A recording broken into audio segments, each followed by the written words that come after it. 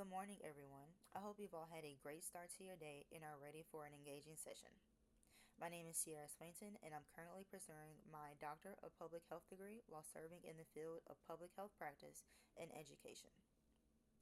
It's a true pleasure to welcome you to our presentation titled Primary Care Interprofessional Team Learning Framework, a multi-level framework for interprofessional team learning in primary care. Joining me today are two exceptional colleagues and mentors. First, Dr. Daryl Traylor, who holds both a PhD and is a MD and Dr. PH student, along with multiple graduate degrees in health sciences and public health.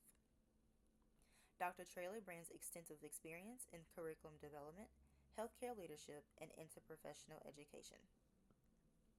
Next, we have Dr. Ebony Anderson, who holds a PhD in health professions education and Doctor of Health Education.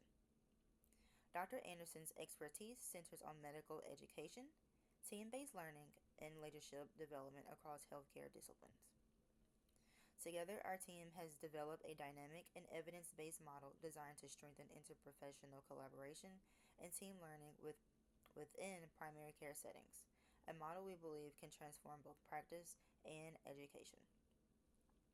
Over the next 25 to 35 minutes, we'll explore the structure of the PC-ITL framework, discuss its multi-level learning design, and share strategies for applying it to real-world team development in primary care. Once again, thank you for joining us this morning. Let's begin by looking at the origins and purpose of the PC-ITL framework. I will start us off with a description of today's agenda and some background on interprofessional education. Now that you've met our team and have a sense of what we'll be exploring today, I'd like to walk you through our agenda for this session. We'll begin with an overview of the background and rationale behind the primary care interprofessional team learning framework, what motivated its creation, and the foundational ideas that shaped it. Next, we'll identify some of the gaps in current interprofessional education or IPE approaches that often limit collaboration and shared learning across primary care principles. From there, we'll move into the framework overview where Dr. Traylor will outline the structure and conceptual model of the PC-ITL framework itself. We'll then unpack the framework across its three key levels.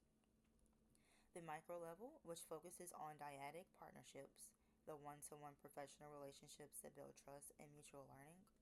The meso level, which highlights interprofessional huddles or small team interactions that promote communication and problem solving. And the macro level, which explores learning commons, broader organizational environments that foster system-wide collaboration. After that, we'll share international case illustrations that demonstrate how these principles are being applied in diverse primary care contexts across the world. We'll then discuss implementation enablers and barriers, including practical strategies and challenges encountered during application of the framework.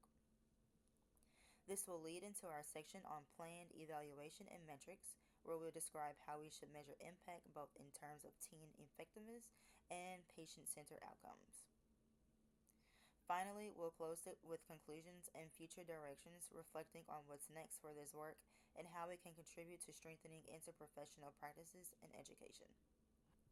With that overview in mind, I will begin by discussing the background and rationale for developing the PC-ITL framework. As we begin, let's take a closer look at the background and the problem our framework seeks to address. Across healthcare systems, especially in primary care, we continue to see fragmentation. Professionals are often trained and operate in silos, which makes true collaboration challenging. This separation can lead to increased emergency department utilization, higher overall costs, and ultimately poor patient outcomes.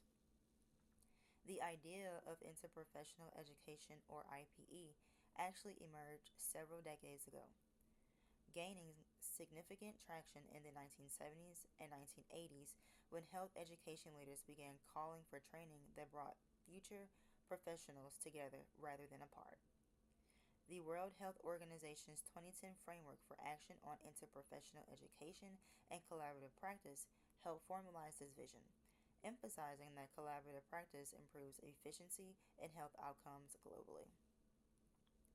Despite these long-standing efforts, many IPE initiatives remain fragmented and ad hoc, implemented as isolated courses or one-time events rather than as sustained, team-based learning systems integrated within clinical practice. This inconsistency limits their ability to truly transform care delivery. The primary care interprofessional team learning framework was developed in response to this need. Its purpose is to offer a scalable and practical blueprint, a structured way to align interprofessional team learning directly with patient centered care. The idea is to move beyond theory toward consistent, team based learning environments that mirror the collaborative realities of primary care practice. In essence, the PC-ITL framework helps close the gap between what we teach and how we deliver care, ensuring that interprofessional education becomes a living, functional part of primary care systems. With that foundation, we'll now take a closer look at the specific gaps in current IPE approaches that inspired the development of this framework. Building on that background, let's take a closer look at where we are now with existing interprofessional education efforts and why they still fall short of creating the type of sustained collaboration primary care truly needs. First, most existing IPE initiatives are profession centered and episodic. They often occur as one time workshops, simulations, or electives that sit on the periphery of clinical training rather than being embedded within it. In other words, students and professionals collaborate for a moment, but not as part of their ongoing everyday work. Second, there's a lack of integration into longitudinal primary care workflows. Effective team learning in real world practice requires repetition, reflection, and continuous application. Yet, many programs stop short of that sustained engagement. This disconnect means that what learners practice in a classroom rarely translates into how care teams actually function over time. Finally, most models still place limited focus on coordination competencies. Those essential skills that make interprofessional care work in practice, things like shared care planning, role clarity, communication across professions, and digital handoffs between systems. These competencies are often assumed rather than explicitly developed and assessed. Together, these gaps highlight a fundamental problem. While the intent of interprofessional education is clear, the execution remains fragmented and inconsistent. To address these challenges, our team developed the Primary Care Interprofessional Team Learning Framework, or PC-ITL, a structured approach designed to embed interprofessional learning directly within the daily rhythms of care delivery. At this point, I'll turn it over to Dr. Traylor, who will provide an overview of the framework and explain how it works across multiple levels of learning and collaboration. Let's take a closer look at the Primary Care Interprofessional Team Learning Framework, or the PC-ITL framework. This framework is grounded in the social ecological model, which recognizes that behaviors and learning processes occur across multiple interdependent levels. In this model, we see three nested levels of interprofessional interaction. First, the micro level, or the dyad. This is where two professionals work together closely, often across disciplines, to coordinate patient care. At the meso level, or the huddle, this is where small interprofessional groups come together for real-time information exchange and collective problem solving. At the macro level, or the learning commons level, a broader organizational space for reflection, shared learning, and system-wide improvement is established. Together, these levels create a multi-layered system that promotes collaboration, trust, and continuous organizational learning. The framework integrates several IPE educational inputs such as the role swap simulation, warm handovers, and digital handoffs. These learning experiences are designed to immerse participants in interprofessional collaboration and perspective taking. From these inputs emerge key core competencies. Role and scope clarity. This ensures that professionals understand each other's expertise. Collaborative communication. This fosters effective and respectful dialogue. And finally, digital handoff proficiency. This supports continuity of care through technology. These competencies operate through several mechanisms, including shared mental models, improved information flow and accuracy, enhanced trust and psychological safety, and a more positive patient experience. Collectively, these mechanisms drive tangible outcomes such as reduced costs, and complications, and improve care, continuity, and patient satisfaction. The framework also acknowledges that successful implementation depends on contextual and moderating factors. These include policy, infrastructure, faculty readiness, and organizational culture. To operationalize the framework, we emphasize co-design with stakeholders, embedding stimulations within existing workflows, and iterative cycles of reflection and improvement. Ultimately, the emphasis of this framework is on shared reflection, psychological safety, and organizational learning. These are the hallmarks of a resilient and adaptive primary care learning environment. Now that we have reviewed the overall PC-ITL framework and its three nested levels, let's begin at the micro level. This is focusing on dyadic partnerships. At this level, the dyad represents the foundation of interprofessional learning and collaboration. These are one-to-one professional pairings such as a physician and a nurse, nurse practitioner and medical assistant, pharmacist and resident, or a social worker and community health worker. Dyads function at the smallest and most intimate unit of collaboration within the larger system.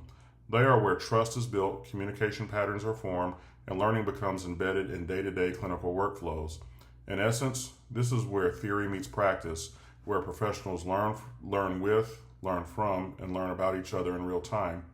Within the dyad, learning happens organically through shared reflection and immediate feedback. This structure reinforces mutual accountability and bidirectional mentorship. This means that both partners actively contribute to one another's growth. It also encourages co-reflection, a deliberate process of pausing to examine decisions, clarify roles, and adapt strategies together. Finally, dyadic partnerships help to reduce fragmentation in care by linking individual competencies to shared clinical goals. In doing so, they not only improve care coordination, but also strengthen the foundation for higher level collaboration at the team or the meso level, which we'll explore next. Now that we've established the importance of dyads as the foundation of interprofessional collaboration, let's look at how dyadic learning actually plays out in day-to-day practice. What you see here is a simple but powerful plan, act, reflect, adapt cycle that captures how learning is embedded directly within clinical workflows rather than being treated as a separate training exercise. For example, consider a nurse practitioner and a medical assistant working together to coordinate diabetic foot screenings and follow-up care. At the planning stage, they might clarify roles, deciding who conducts the screening and who documents key findings. Then, during the action phase, they carry out these tasks collaboratively in real time, adjusting to patient needs as they arise. Immediately after the visit, they conduct a brief reflective debrief, just 2 or 3 minutes to ask, what worked well? What could we improve on next time? These micro-reflections serve as a low-burden but high-yield learning moment that promotes continuous improvement. By using digital handoff notes, the dyad can align care plans across shifts and reinforce what was learned, ensuring that insights aren't lost but integrated into the next encounter. The process of shared reflection enhances continuity of care, efficiency, and clinical confidence, all while fostering a psychologically safe space for learning. Ultimately, dyadic learning turns everyday clinical operations into opportunities for growth, promoting micro-learning in motion rather than isolated or retrospective training sessions. Now that we've explored how learning occurs at the micro level through dyads, let's move one level up to the meso level where interprofessional huddles come into play. While dyads represent the foundation of collaboration, huddles are where those partnerships come together to form a coordinated team. Think of huddles as the connective tissue that links multiple dyads and keeps the entire system aligned and adaptive. Huddles are brief but structured touch points for interdisciplinary coordination. They typically should last anywhere between 10 to 15 minutes, and they may occur daily or weekly depending on the clinical setting. The key is consistency. These regular gatherings keep communication flowing and ensure that information doesn't get sliced or siloed between disciplines. Each huddle follows a core agenda that includes patient updates, care transitions, resource needs, and safety alerts. Excuse me. The goal is to build shared situational awareness so that every team member, regardless of their role, understands the current care priorities and challenges. In this way, huddles serve as a learning bridge that connects multiple dyads, transforming what would otherwise be isolated, siloed learning moments into a broader team-based understanding. Equally important is the learning focus of huddles. They are not just task-driven check-ins. They should be designed to foster psychological safety, encouraging open exchange and innovation. Teams integrate feedback loops by asking what worked well today, what issues need escalation. Leadership is often distributed within facilitation, rotating among team members to promote ownership and inclusion. This structure reinforces collective reflection and rapid cycle problem solving, helping teams adapt quickly. Ultimately, huddles evolve from simple operational meetings into dynamic learning events. These should be the heartbeat of interprofessional coordination.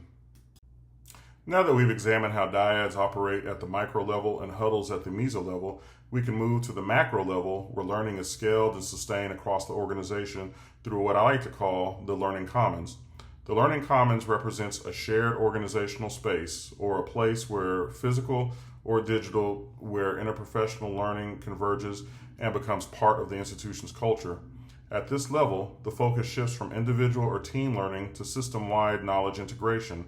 The Learning Commons connects the micro and the meso levels through digital platforms, data dashboards, and shared clinical cases. These allow learning from one dyad or huddle to inform others across sites or departments. In essence, it turns local insights into collective wisdom. This structure supports cross-site learning, communities of practice, and mentorship networks, helping teams stay aligned even as members rotate or new staff join. It also builds organizational memory, ensuring that lessons learned aren't lost, but carried forward across rotations and care teams. The integration table you see here shows how the Learning Commons functions across 4 key domains. In education, it provides governance and assessment systems to monitor competency growth. In practice, it strengthens coordination through shared benchmarks and care pathways.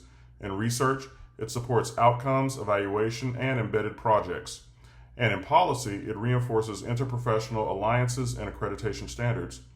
Ultimately, the Learning Commons acts as the infrastructure for system-wide learning, transforming interprofessional education from a series of isolated training events into a continuous cycle of improvement and innovation.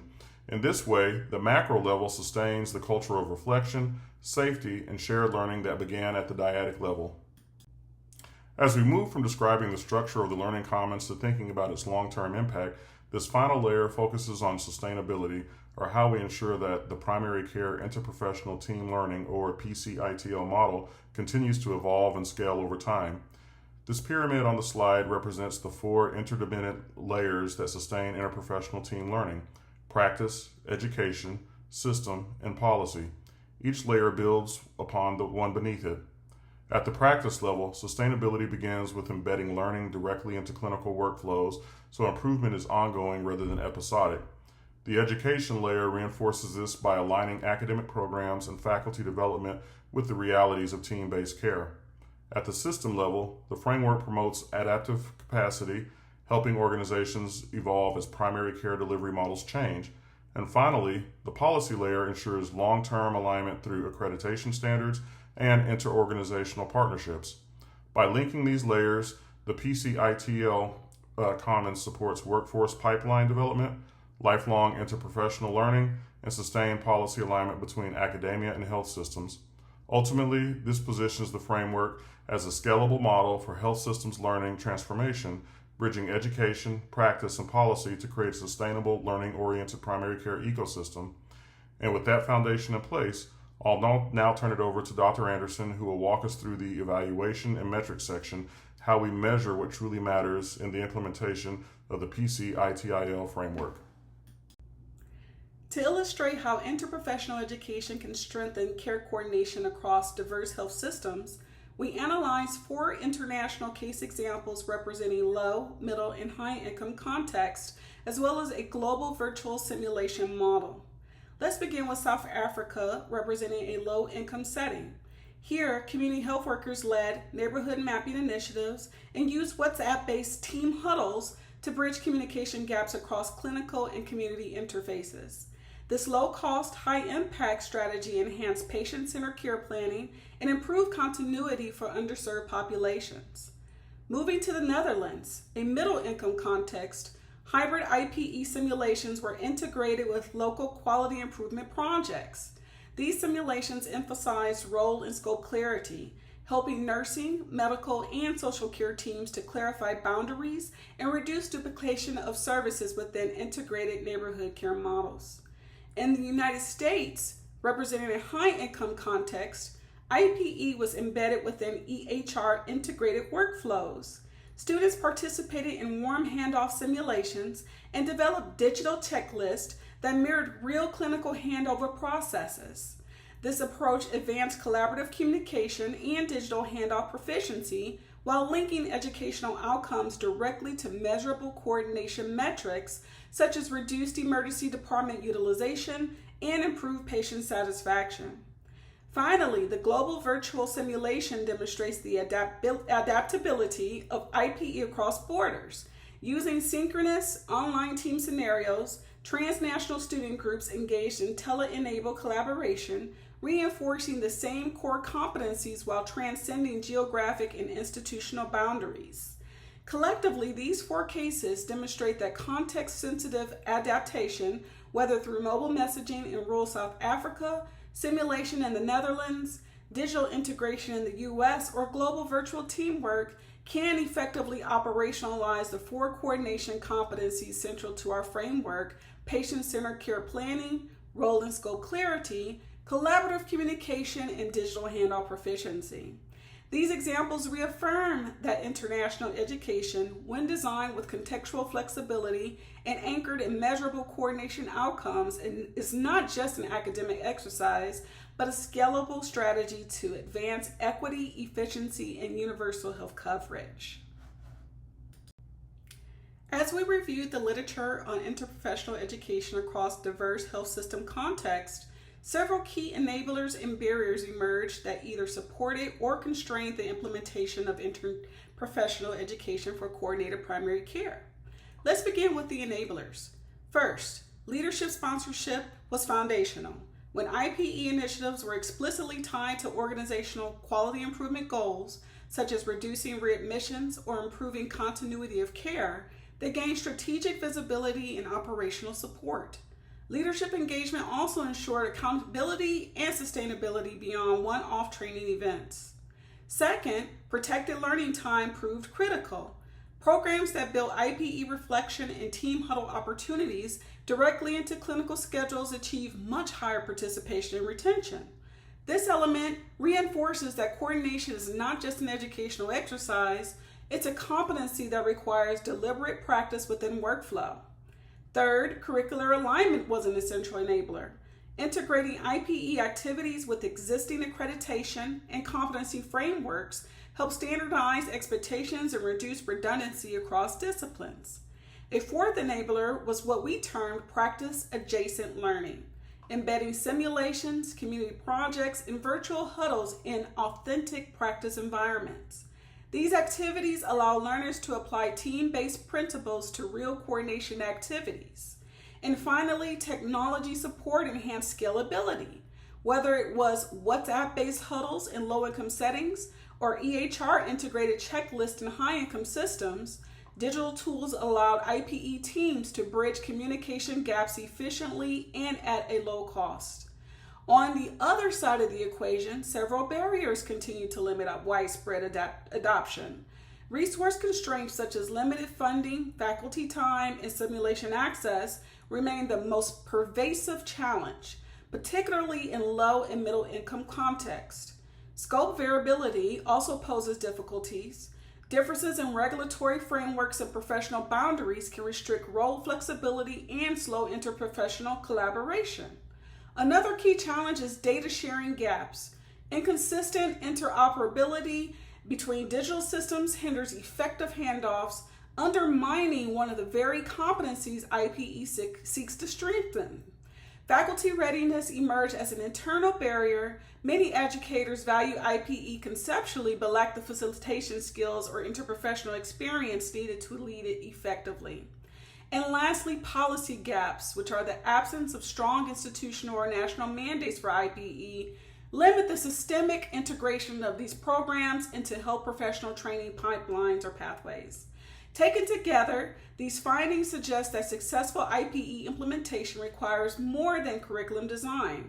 It requires organizational alignment, supportive leadership, and enabling policy environments. When these conditions are in place, interprofessional education becomes not just feasible, but transformative for coordinated primary care delivery. When we talk about advancing interprofessional education, one of the most critical questions is not just what we teach, but how we know it works.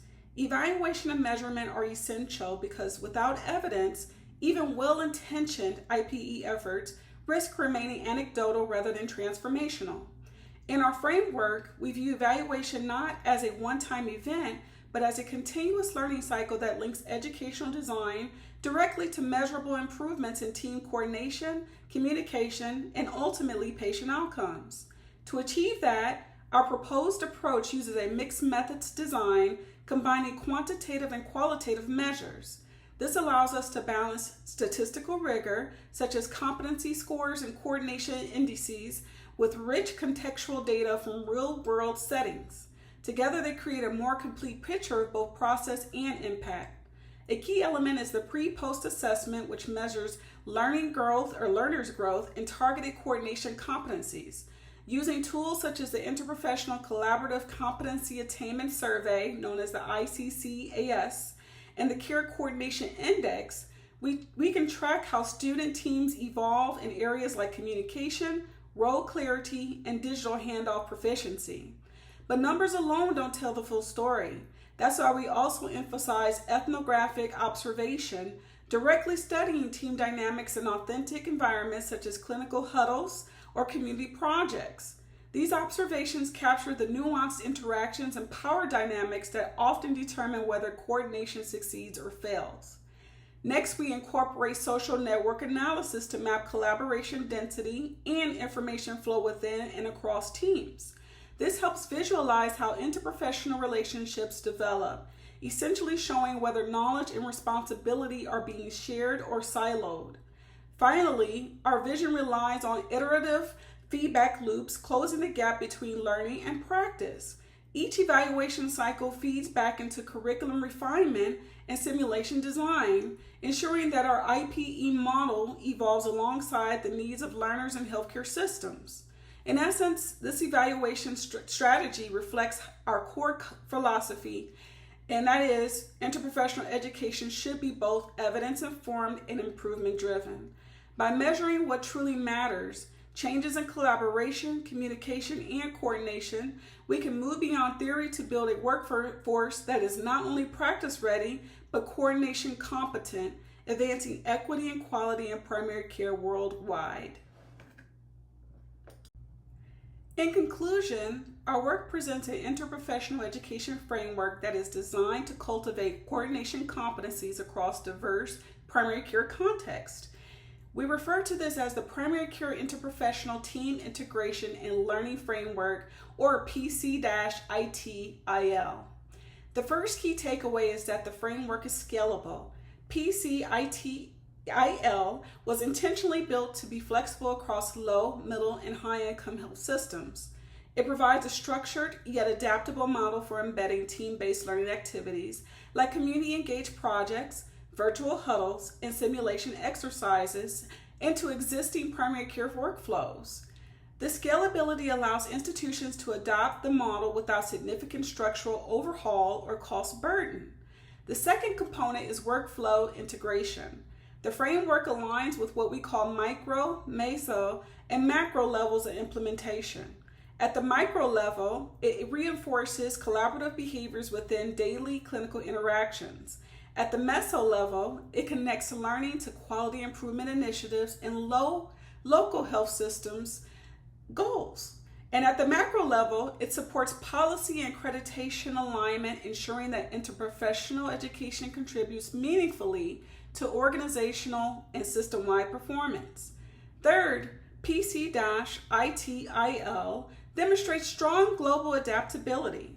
Because the framework is competency-driven rather than technology-dependent, it can be applied in a variety of settings from WhatsApp-based huddles in South Africa to EHR-integrated handoff checklist in the United States. This adaptability is key to advancing coordination, building interprofessional trust, and ultimately improving patient outcomes globally. Looking ahead, our next steps are threefold. First, we will pilot the framework in diverse care environments to assess feasibility, scalability, and measurable coordination outcomes. Second, we plan to publish team learning and outcome data to strengthen the evidence base and contribute to the best practice guidelines for IPE implementation. And third, we aim to collaborate with international partners to build a learning network dedicated to advancing interprofessional coordination in primary care. Ultimately, our vision is to move beyond theory to create a global community of practice where coordinated patient-centered care becomes the educational and operational standard. Thank you. That concludes our presentation. We've explored how the PC-ITL framework can strengthen care coordination through interprofessional education that is scalable, context-sensitive, and globally adaptable. We'd be happy to take your questions, whether about the framework design, implementation strategies, or how we envision adapting this model across different health system settings. Thank you for your time and engagement. Before we conclude, I'd like to briefly acknowledge the foundational studies that inform this framework. Our synthesis draws from several key sources, beginning with the World Health Organization's Framework for Action on Interprofessional Education and Collaborative Practice, which provided the conceptual foundation for linking education with coordinated care outcomes. We also integrated findings from empirical studies conducted across South Africa, the Netherlands, and the United States, each offering practical insight into interprofessional collaboration and care coordination in distinct health system context. Finally, recent evidence on virtual IPE simulations and digital handoffs, such as the 2024 study by Collin and colleagues, helped validate the global adaptability of our model. Collectively, these works guided both the design and evaluation components of the PC-ITL framework.